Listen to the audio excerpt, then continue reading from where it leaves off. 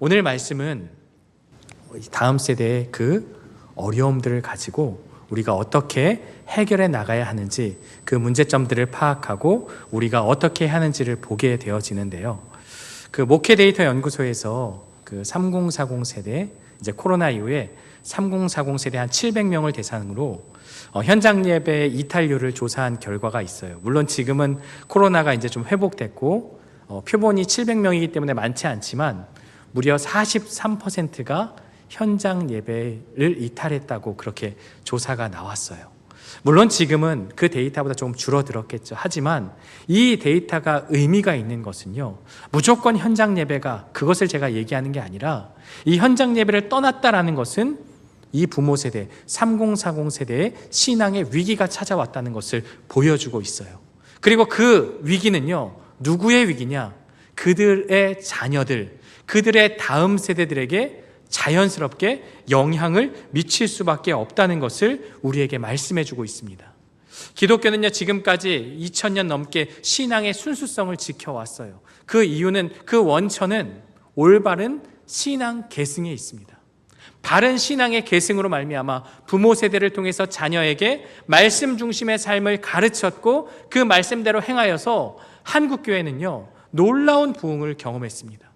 교회를 세우면 부흥이 되고 아이들은 끊임없이 쏟아져 나오고 아이들을 수용할 수 없어서 바닥에까지 앉아가며 그렇게 예배드리던 순간들이 있었습니다. 그런데 지금의 모습은 어떠합니까? 점점 무너져가고 있는 거죠. 그래서 이 문제를 가지고 목회자라든지 교회에 문제가 있다라고 말하지만 아이들이 가장 많은 시간을 보내는 것이 교회입니까? 가정입니까? 가정이라는 거죠. 가정에 답이 있어요. 가정 안에서 바른 신앙의 계승이 일어나지 아니하면 이러한 결과를 얻을 수 있다는 것을 우리에게 말씀하고 있습니다. 이스라엘이 타락한 이유가 무엇입니까? 그들의 그 수많은 좋은 환경 가운데서 풍요와 번영이 그들에게 타락으로 이끌었다? 아니요.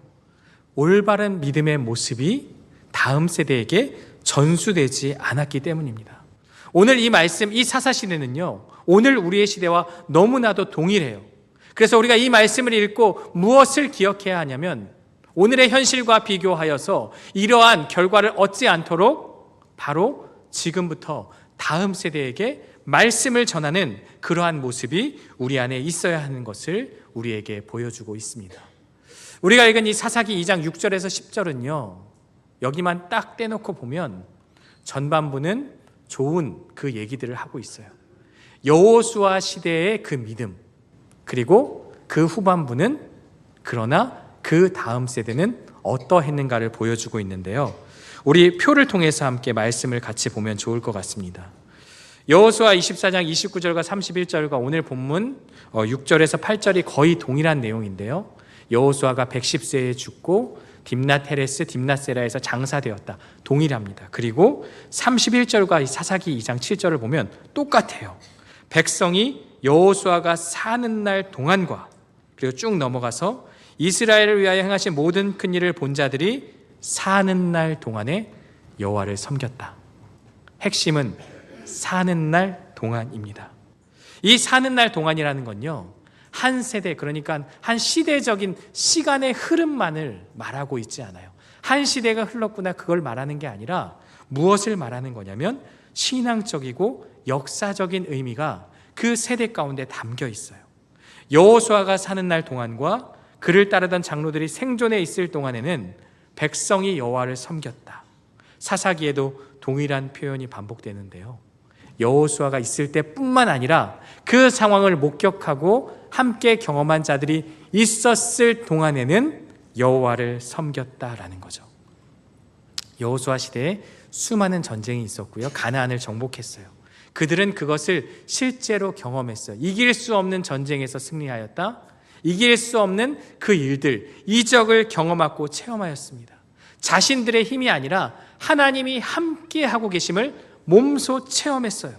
이스라엘 백성들이 여호와를 섬긴 이유가 무엇입니까? 그것은 이스라엘 위에 행하신 모든 큰 일을 직접 보았기 때문입니다.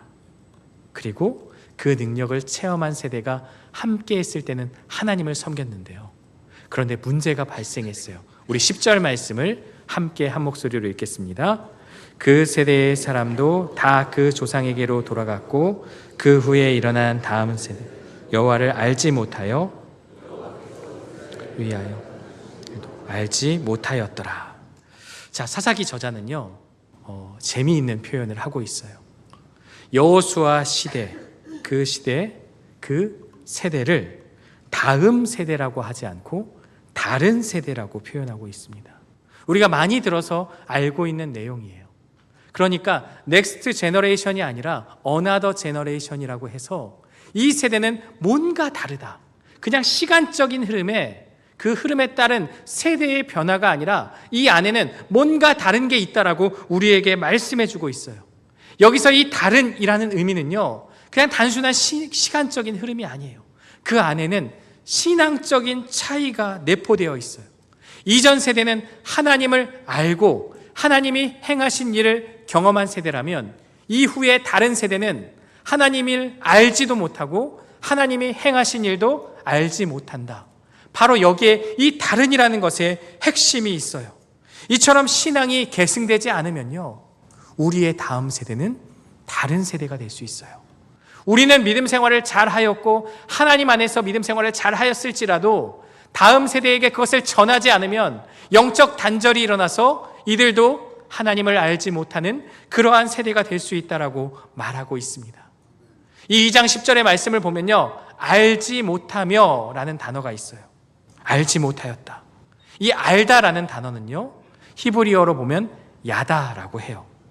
다른 세대의 특징은 하나님을 알지 못했다는 게 핵심인데요. 제가 이 본문의 말씀을 가지고 여러 가지 영어 성경을 한번 살펴봤어요. 어떻게 해석을 하고 있나. 대부분의 성경은 to know라고 해서 그냥 알다, 이해하다로 쓰고 있어요. 그런데 NLT 성경에서는 뭐라고 이야기하냐면 제가 발음은 좋지 않지만 did not acknowledge라고 해서 인지하지 못하였다라고 해석하고 있어요. 저는 이 NLT 성경을 보면서 제 마음에 한 가지 분명한 생각이 들었어요. 이들이 여호와 하나님을 무지해서 몰랐던 게 아니구나. 이들이 여호와 하나님을 몰라서 몰랐던 게 아니라 알아요. 아는데 일부러 알지 않았다. 일부러 고의적으로 인지하지 않았다. 알 필요가 없었다라고 말하는 거예요. 왜일까요? 부모 세대가 하나님 중심이 아닌 세상 중심의 삶을 살았기 때문입니다. 부모 세대가 그 우선순위에 하나님을 두지 않았기 때문에 하나님을 알 필요가 없다. 우리 인생의 하나님은 그냥 존재는 하는데 내 인생에 개입하지는 않아. 내 인생에 개입하는 건 바알과 아스다롯이야 라고 가르쳤기 때문에 세상이 더 중요하기 때문에 그들은 하나님을 알려고조차 하지 않았던 것입니다. 이 야다를 우리가 더 깊이 있게 생각해 보려면 부부관계를 생각해 보면 좋을 것 같아요. 저도 한 14년 정도 이제 결혼 생활을 하고 있는데 처음에는 알지 못했던 것들을 알아가게 돼요.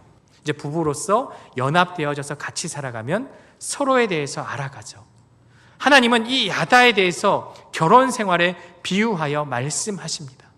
우리가 누군가를 안다. 그냥 그 이름을 알고 그가 어떤 일을 하고 어떤 걸 좋아하는지 안다. 이게 야다가 아니라 야다는 결혼 생활처럼 그 사람의 모든 것을 알아가는 그러한 알미다라는 것을 우리에게 말씀하고 있어요. 그래서 하나님을 안다는 것은요 단순히 지식으로 아는 것이 아니라 그분을 깊이 깨닫고 그 깨달음이 내 삶의 중심이 되어서 모든 생각과 행동을 변화시키는 것을 의미한다. 나는 하나님을 알아요 라고 했을 때 그래 하나님 알아요가 아니라 그 하나님의 말씀이 하나님의 생각이 내 삶을 깊이 파고들어서 내 중심에 있어서 나의 삶의 모든 부분을 변화시키는 것이 하나님을 아는 것이다. 이것이 야다라고 우리는 정의할 수 있어요. 그런데 우리는요 하나님을 깊이 아는 것을 별로 원치 않아요. 피곤해요. 하나님을 알면 알아갈수록 하지 말아야 할 것들이 너무나 많이 있어요. 이 땅에서 우리가 이 땅의 윤리와 도덕을 지키는데도 피곤한데 더군다나 여기에 하나님을 알아가면 알아갈수록 미워하는 마음도 품으면 안 된다고 말해요. 상대방을 싫어해서 말로 뱉지 않아도 생각만 해도 하나님은 그것이 죄라고 우리에게 말씀하기 때문이에요. 누군가를 마음속으로 음욕을 품으면 그것이 간음이라고 하나님은 말씀하시기 때문에 우리는 불편하고 피곤하고 하나님을 아는 것은 너무나도 힘든 거죠. 부담스러운 거죠. 제가 어렸을 때, 그리고 우리의 부모님 세대, 그 윗세대를 봤을 때는 치열하게 말씀 중심으로 사셨어요. 물론 학문적으로는 배움이 깊지 않을 수는 있어요. 왜냐하면 초등학교밖에 나올 수밖에 없는 그러한 가정의 상황들도 있었어요. 왜냐하면 돈을 벌어야 하기 때문에. 또 누군가는 그 형제와 자매를 공부시키기 위해서 다른 형제는 희생하고 공부하지 못하는 그러한 상황들이 있었어요. 하지만 신앙에서는 달랐어요. 어떻게든 말씀 중심으로 살려고 하고 어떻게든 자녀들을 말씀대로 가르치려고 애를 썼다라는 것을 우리가 알 수 있는 거죠. 하나님께서 사랑이시고 하나님은 나 같은 부족한 사람도 사랑으로 구원하셨다는 그 진리를 자녀들에게 가르쳤다라는 것, 우리는 알고 있고 우리는 경험했습니다. 비록 우리 자녀들이 처음에는 신앙을 거부할 수 있습니다. 그러나 인생의 어려운 순간에는 부모님이 어떻게 하나님께 기도하고 하나님의 말씀을 보았는지를 기억할 것입니다. 엄마와 아빠가 날 위해 기도하고 있어, 할머니 할아버지가 날 위해 기도하고 있어라는 그러한 기억이 그 아이들이 살아갈 그 세상 가운데서 힘들고 어려울 때 기억나게 만들고 다시 하나님께 돌아오는 그 원동력이 될 수 있다는 거죠. 신앙생활 그 계승은 어떤 대단한 지식, 성경에 대해서 해박하게 알아서 그것을 하나하나 풀어서 가르쳐 주는 것도 중요하지만 정말 내가 말씀 앞에 바르게 살고 있는가를 우리는 질문해 보아야 합니다. 부모가 하나님의 말씀을 듣고 순종하며 살아가는 그 모습이 자녀들에게 자연스럽게 전달될 때 자녀는 하나님을 아는 다음 세대가 될 것입니다. 우리가 먼저 말씀을 마음에 새기고 그 말씀을 자녀에게 부지런히 가르치는 저와 여러분들 되시기를 주의 이름으로 축원합니다. 계속해서 11절부터는요, 하나님을 알지 못하는 다른 세대가 무슨 잘못을 저지르고 하나님으로부터 어떤 징계를 받는지 말씀합니다. 우리 11절 말씀을 함께 읽어보겠습니다.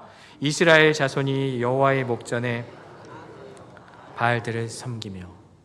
신앙 계승의 실패, 그것을 오늘 본문은 악이라고 표현하고 있습니다. 악을 저질렀다. 원문으로 보면 그 악 앞에 정관사를 붙여서 그 악이라고 말해요. 그 악은요, 일회성의 악이 아니라 반복되고 습관되어지고 계속되어지는 그들의 악을 말하고 있어요. 문제는 여호와의 눈앞에서 악을 저지르고 있어요.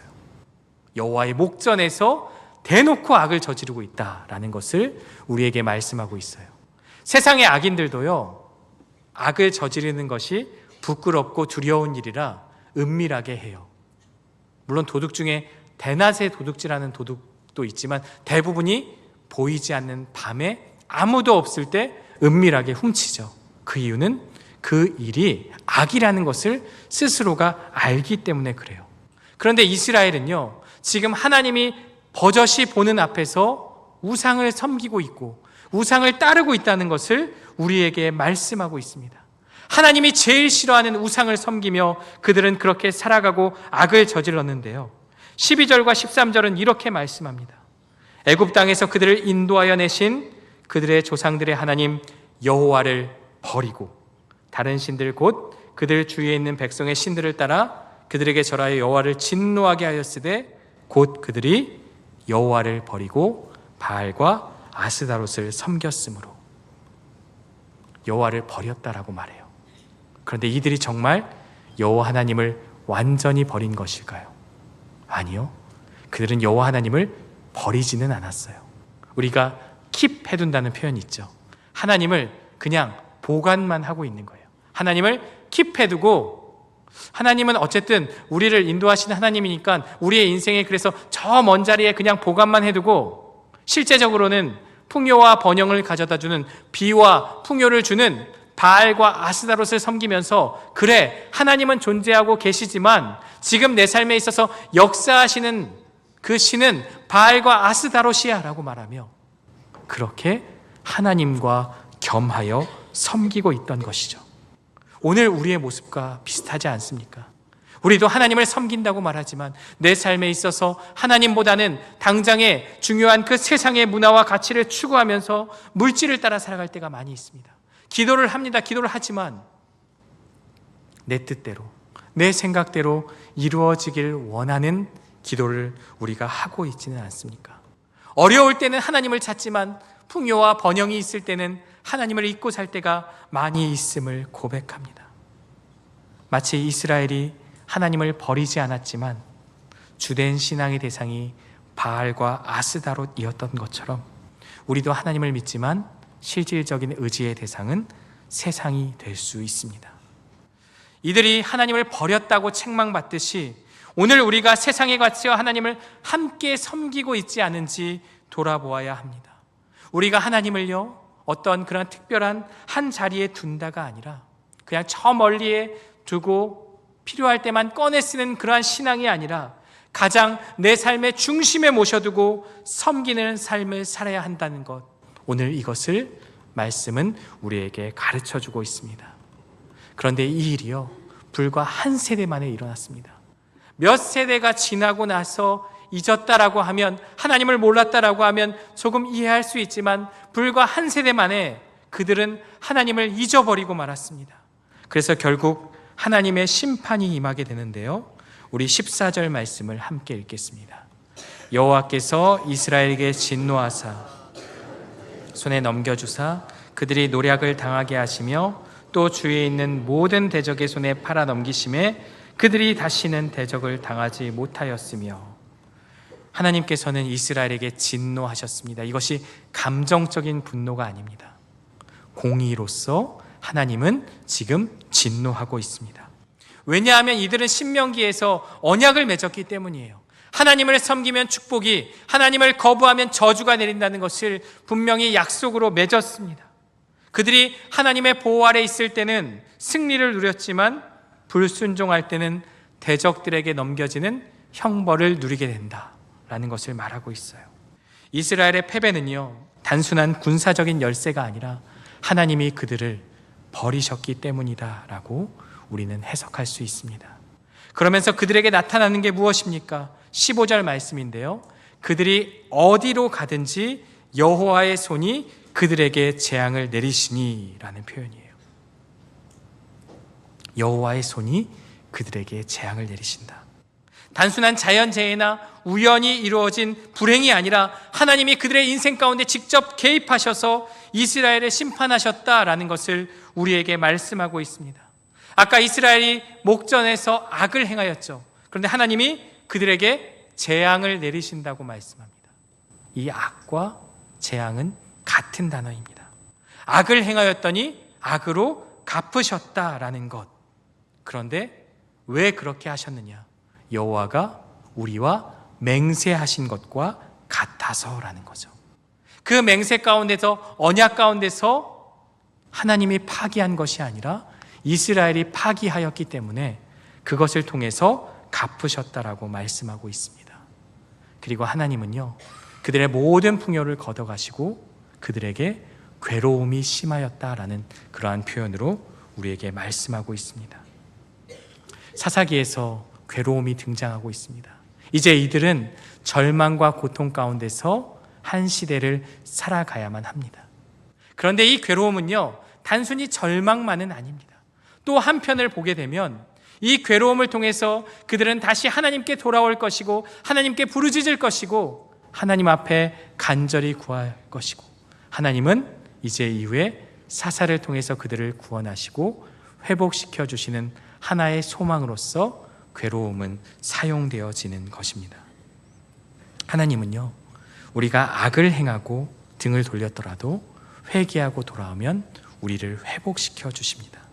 그것이 바로 사사기가 전하는 하나님의 메시지입니다.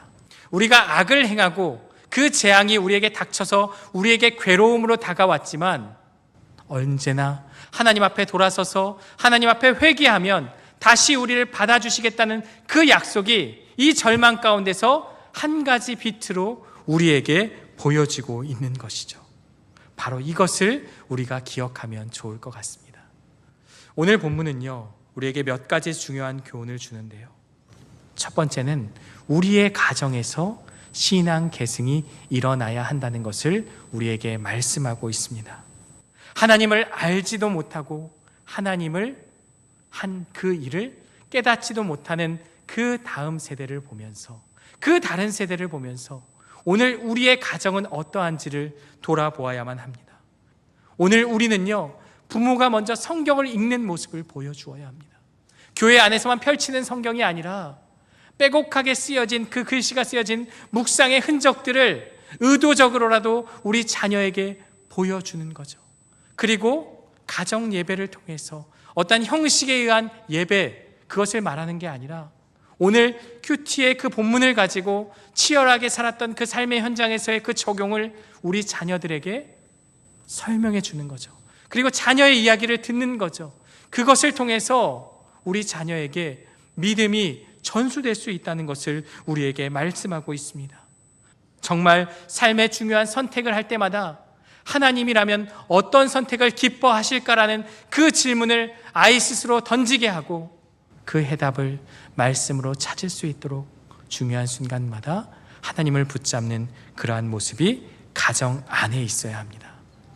두 번째는요, 부모가 먼저 하나님을 온전히 섬기는 삶을 살아야 합니다. 이스라엘의 문제는요, 하나님을 섬기고 우상도 섬겼다는 데 있습니다. 진리가 있습니다. 이 진리 안에 무언가를 첨가하면 더 좋은 것이 나올 것 같죠.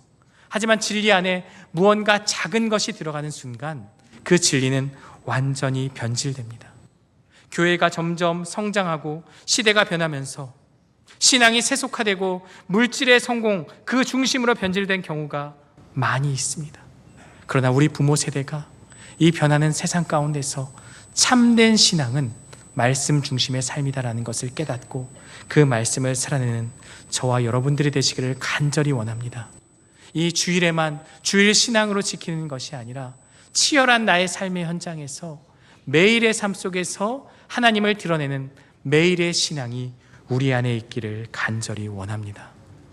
마지막으로는요, 신앙을 지식이 아니라 경험으로 전수해야 합니다. 우리의 자녀들에게 경험으로 전수해야 하는데요, 성경을 배우고 많이 아는 것도 중요하지만 신앙은 지식이 아니라 경험을 통해 확고해집니다.